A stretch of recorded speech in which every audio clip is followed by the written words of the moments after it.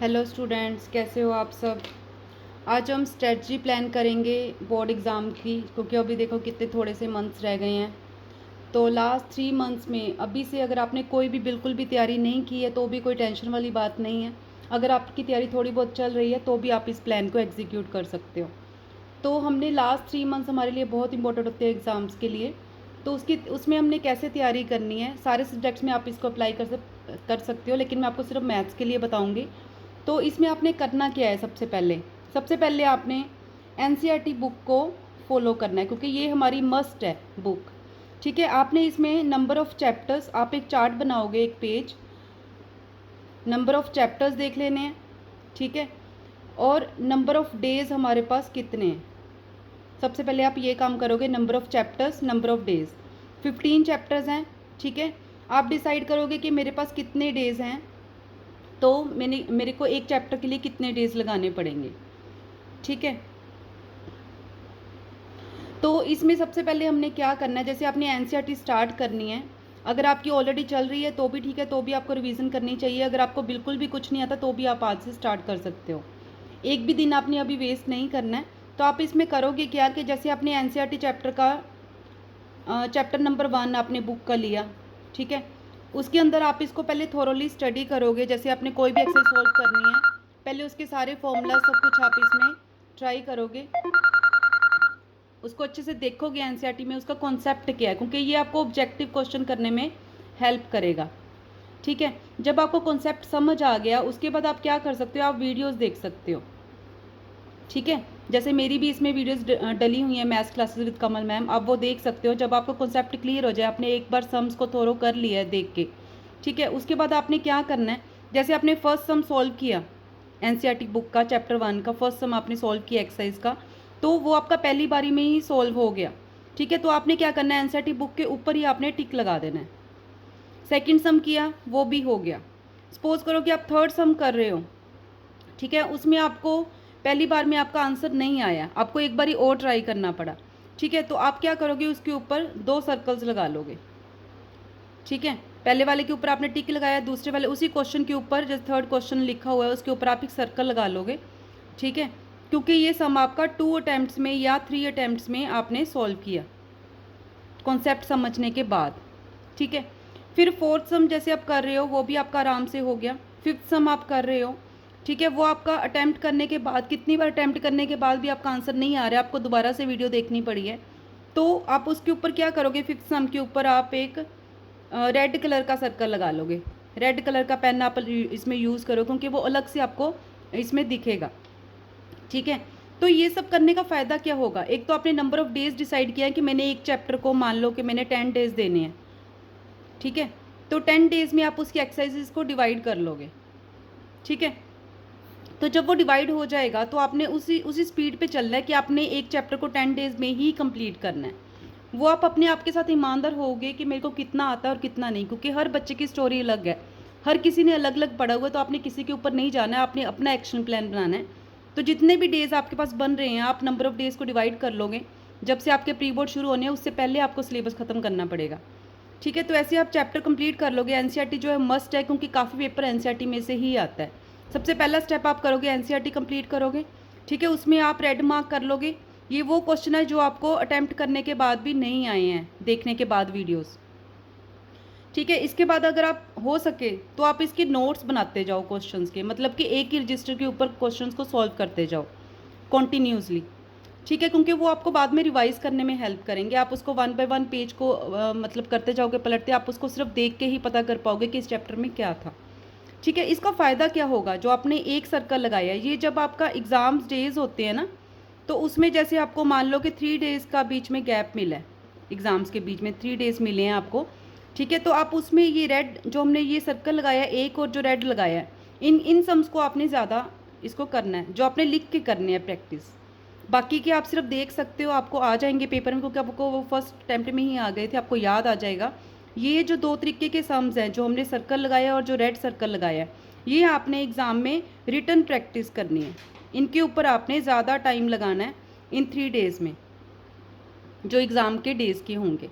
ठीक है, तो और हम क्या कर सकते हैं, जब आपकी एनसीईआरटी कंप्लीट होगी, सारे चैप्टर्स ऐसे सर्कल्स लग गए हैं रेड और ब्लैक, तो आपने क्या करना है, सेकंड चीज़ आपने लेनी है NCERT एग्जाम्पलर, कोई भी बुक ले सकते हो आप, ये आती है मार्केट में, ठीक है। इसके बाद आपने इसको सॉल्व करना है, क्योंकि ये सब करने के बाद आपका मेंटल लेवल थोड़ा सा ऊपर हो जाएगा। तो उसके बाद आपने NCERT एग्जाम्पलर करना है। इसमें भी आपने बिल्कुल सेम चीज़ करनी है, जो क्वेश्चंस आपके फर्स्ट अटैम्प्ट में हो गए हैं, ठीक है, फर्स्ट अटैम्प्ट के जो क्वेश्चंस हैं उनको आपने टिक लगाना है, ठीक है। जो क्वेश्चंस आपके 2 और 3 अटैम्प्ट्स में हुए हैं उनके ऊपर आपने सर्कल लगा लेना है, कोई भी कलर का, ठीक है। और जो आपसे नहीं हो रहे हैं, जो आपको डिफ़िकल्ट लग रहे हैं, उनके ऊपर आपने रेड कलर का सर्कल लगा लेना है, ठीक है। बिल्कुल सेम चीज़ हमने करनी है। इसके बाद भी अगर आपके पास टाइम बचता है, थर्ड चीज़ आपने क्या करनी, जो इसमें ज़रूरी है वो मैं बता रही हूँ, इसके अलावा आप कुछ भी कर सकते हो, एक्स्ट्रा बुक्स पढ़ सकते हो, RD शर्मा, ठीक है, या फिर एग्ज़ाम आइडिया, कोई भी बुक पढ़ सकते हो। लेकिन ये जो है, ये जो मैं बता रही हूँ ये मस्ट है, ये आपने करना ही करना है। और थर्ड चीज़ जो मैं आपको बता रही हूँ, इसमें आपने करने हैं 10 ईयर पेपर्स, ठीक है। जब आपकी तैयारी हो जाएगी, इससे आपको आ गया है एक बार सिलेबस, तो आप 10 ईयर पेपर्स को अपने आप ही घर पे आप एग्ज़ाम दे के देखोगे, जितना टाइम उसमें होता है 2 आवर 3 आवर, ठीक है। आप एग्ज़ाम दोगे और आप अपने मार्क्स को इवेल्युएट करोगे, ठीक है, मार्क्स को इवेल्युएट करोगे।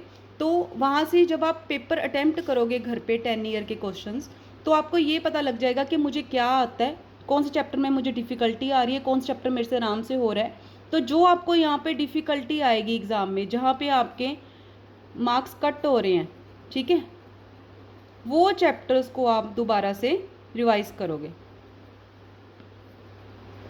मैं आपको बिल्कुल फुल प्रूफ तरीका बता रही हूँ, ये बहुत कामयाब तरीका है, मैं काफ़ी साल से यही अप्लाई कर रही हूँ अपने स्टूडेंट्स के ऊपर। तो आप उसको रिवाइज़ करोगे चैप्टर्स को, ठीक है। तो फिर से आप उसको वही वाले जो 10 ईयर एग्ज़ाम्स हैं, जो लास्ट बच्चों को आ चुके हैं, ठीक है, वो आप फिर से दोगे, तब तक दोगे जब तक कि आपके सारे चैप्टर्स, आपके क्वेश्चन जो हैं वो सॉल्व होने नहीं लग जाते हैं, ठीक है।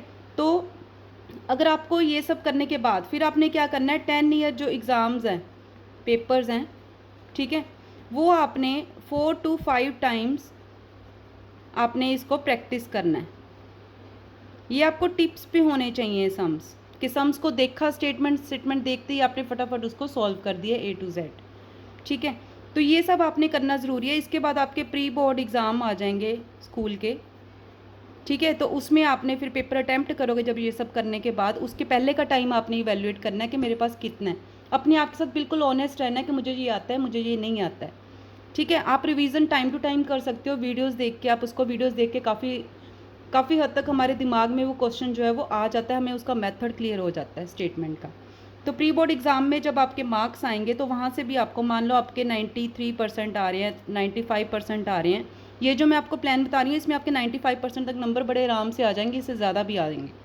तो इतने मार्क्स आपके आ रहे हैं, यहाँ से आपको काफ़ी हद तक आइडिया हो जाएगा कि इस टाइप के एग्ज़ाम क्वेश्चन जो है मैं सॉल्व नहीं कर पा रहा, ठीक है।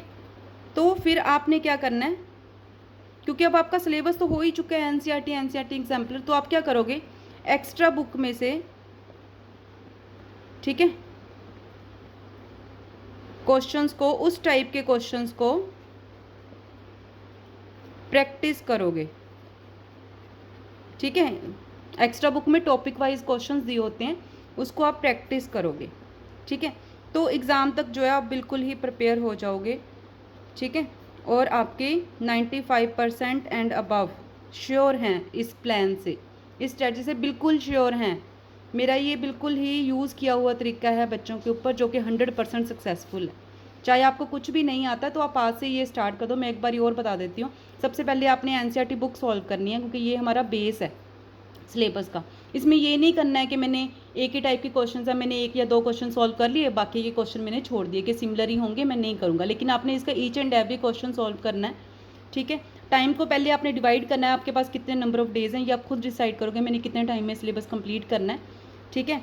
वो डेज़ के हिसाब से आपने उस चैप्टर को कंप्लीट करना है। जितने डेज़ आप एक चैप्टर के लिए डिसाइड कर रहे हो, आप एक चार्ट लगा लोगे, उसके ऊपर टिक लगाते जाओगे एक्सरसाइज वाइज, ठीक है। तो ये आपका प्लान हो गया। तो आपने, जब आपने NCERT करनी तो आपने करना क्या है, आपने सबसे पहले वीडियोस देख लेनी है, जो चैप्टर आप करने वाले हो, जो टॉपिक, जो एक्सरसाइज, वो आप वीडियो देख लोगे, मेरी maths classes with Kamal ma'am.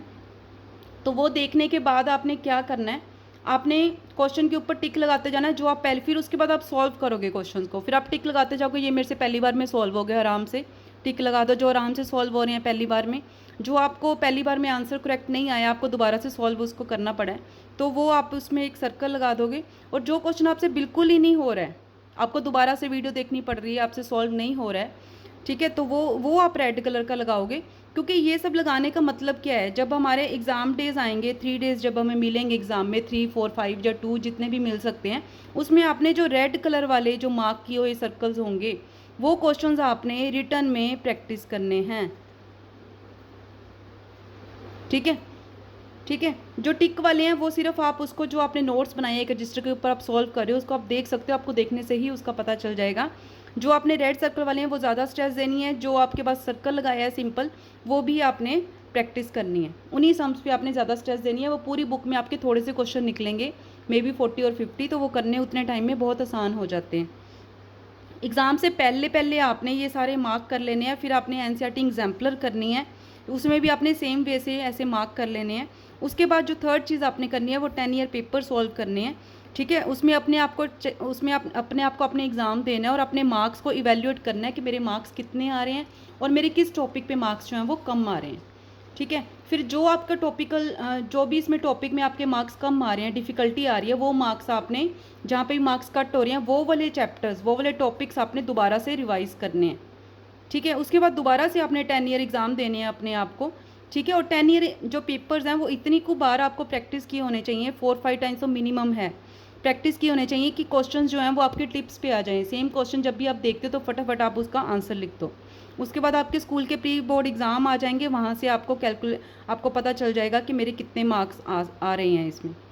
वहाँ पे भी आपको पता चलेगा कि किस टाइप के क्वेश्चन जो है मेरे को सॉल्व नहीं हुए हैं मेरे पेपर में, या मेरे को प्रॉब्लम आई है उसको करने में, तो उस टाइप के क्वेश्चंस आपने एक्स्ट्रा बुक में से, ठीक है, उसी टाइप के क्वेश्चंस आपने प्रैक्टिस करने हैं, ठीक है। तो ये सब आप करते हो तो आपके एग्ज़ाम में बिल्कुल श्योर शॉट है कि आप 95% अबव मार्क्स जो है बड़े आराम से स्कोर कर सकते हो। ये जो स्ट्रेटजी है ये आप आज से ही स्टार्ट कर दो, अपना टाइम इवेल्यूएट करो, पूरी ईमानदारी के साथ अपने आप को पूछो कि क्या आता है और क्या नहीं आता है, ठीक है। तो बिल्कुल टाइम वेस्ट मत करो, आज से ही आप लोग अपना प्लान बना के उसके ऊपर चलना शुरू कर दो। तो ये जो हमारा प्लान है ये आप सारे सब्जेक्ट्स के ऊपर लगा सकते हो, ये मैंने मैथ्स के लिए आपको बताया है, ये आप सारे सब्जेक्ट्स के ऊपर अप्लाई कर सकते हो। तो आई होप आप लोगों को अच्छे मार्क्स आएँ, ठीक है। God bless you all, thank you.